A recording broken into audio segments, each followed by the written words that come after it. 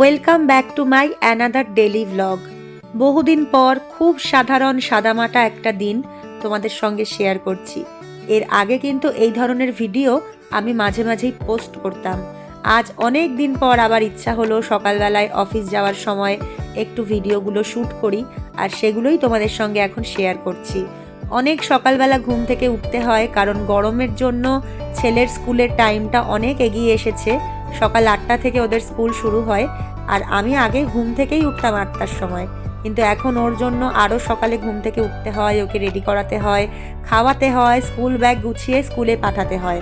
আর সেই সমস্ত করে আমার হাতে থাকে প্রচুর সময়। ও স্কুলে চলে যায়, তারপর আমি বেরোই অফিস যাওয়ার জন্য। এই গরমে তো প্রাণ ওষ্ঠাগত। তবে হ্যাঁ, অনেকটা গরম আজকে কম লাগছিল। সকালের দিকে টেম্পারেচার যা না থাকে, দুপুর হলে কিন্তু সেটা আরও বাড়তে থাকে। আর দুপুরবেলায় অফিস থেকে কোনো কারণেই এখন আর বেরোতে পারি না এই গরমের জন্য। সেই কারণে অফিসে বসে বুঝতেও পারি না। কষ্ট হয় তাদের জন্য যারা এই সাংঘাতিক গরমেও প্রতিনিয়ত রাস্তাঘাটে কাজ করে যাচ্ছেন। এই গরমে নিজেদের শরীর খারাপ হওয়া সত্ত্বেও তাদেরকে রাস্তায় থেকে কাজ করতে হচ্ছে। তাদের কষ্টের কাছে আমাদের কষ্ট কিছুই না। যাই হোক, যবে থেকে হাওড়া মেট্রো স্টেশন চালু হয়েছে, হাওড়া টু এসপ্ল্যানেড যাওয়ার জন্য ভীষণ একটা বড় উপকার হয়েছে আমাদের। শুধু এসপ্ল্যানেড কেন, যারা শ্যামবাজারের দিকে যায়, দমদমের দিকে যায়, এদিকে সাউথ ক্যালকাটা, টালিগঞ্জ, পুরো গোটা রাস্তার একটা যে কানেকশন হয়েছে, বহু মানুষ উপকৃত হয়েছেন যারা আমাদের মতো এই ট্রেন প্যাসেঞ্জার। অনেক দূর থেকে যারা প্রত্যেক দিন কলকাতায় চাকরি করতে আসেন, তাদের জন্য কিন্তু ভীষণ বড় উপকার হয়েছে এই মেট্রো লাইনটা খোলার জন্য। আর এই রোদের থেকে বাঁচার জন্য মেট্রোই একমাত্র ভরসা।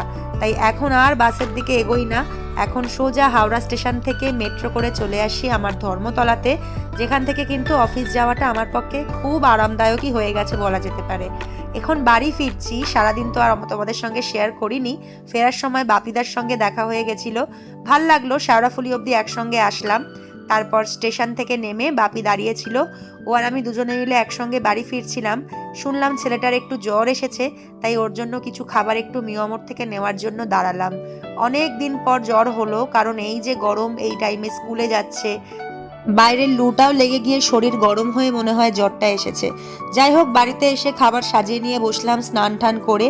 আর ওনার জন্য এই চকলেট মুসটা এনেছিলাম। খেতে ভালোবাসে, কিন্তু শরীর খারাপের জন্য সেটাও বোধহয় ভালোবেসে খাচ্ছিল না।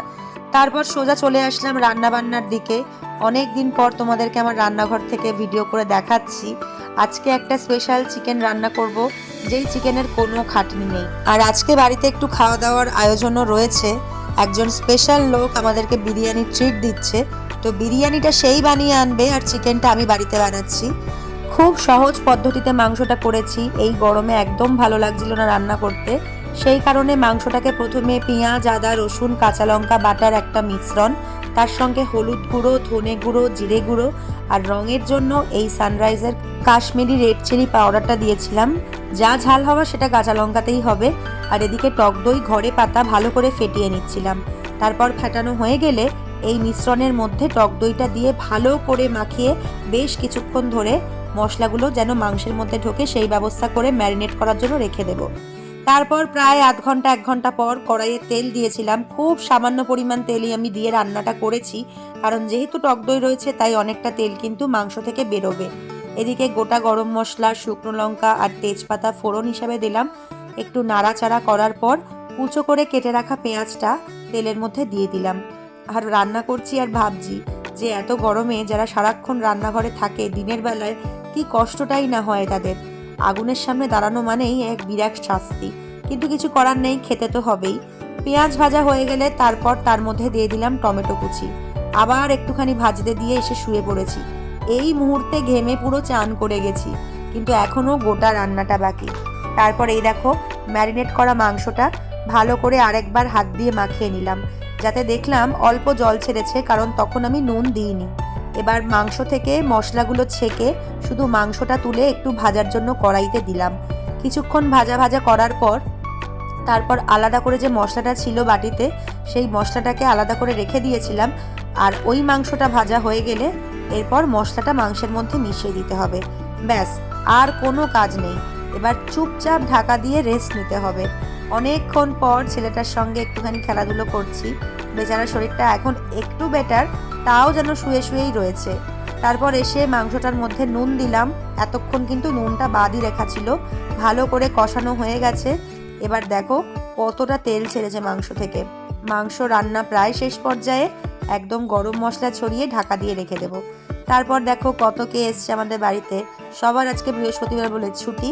আর এই সেই বিরিয়ানির হাঁড়ি, এক হাঁড়ি ভর্তি ভালোবাসা। আমি কিন্তু বিরিয়ানি খেতে ভীষণ ভালোবাসি, আমাদের বাড়ির সবাই ভালোবাসে। এদিকে রয়েছে আমার বানানো চিকেন কষা আর স্যালাড। আর অধীর আগ্রহে এই বাচ্চাটা বসে আছে, ওকে কখন একটু বিরিয়ানি দেওয়া হবে। এখন শরীরটা আগের থেকে ভালো রয়েছে। তারপর দেখো সবাই মিলে একসঙ্গে খেতে বসে গেছি। আর এদিকে পুরো ফুড ব্লগারদের মতো দেবকুমার একটা রিভিউ দিচ্ছে, তোমরাই শোনো।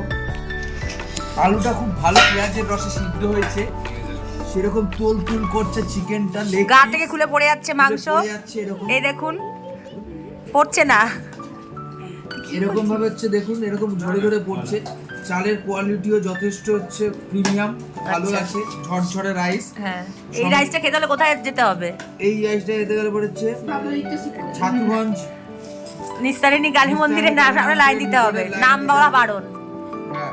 একে তো এই মারাত্মক গরম, তারপরে এই গরম গরম বিরিয়ানি। না, খুব হালকা পাতলা রান্নাটা হয়েছিল, তাই কোনো রকম শরীরে কষ্ট হচ্ছে না খেয়ে। খুব সুন্দর স্বাদ হয়েছিল, বেশ ভালো কাটলো দিনটা। এরপর খাওয়া দাওয়ার পর্ব শেষ করে ঘুমাতে হবে, কারণ কাল সকাল থেকে আবার সেই যুদ্ধের জীবন। আজকের ব্লগটা এখানেই শেষ করছি। সবাই খুব ভালো থেকো, সুস্থ থেকো।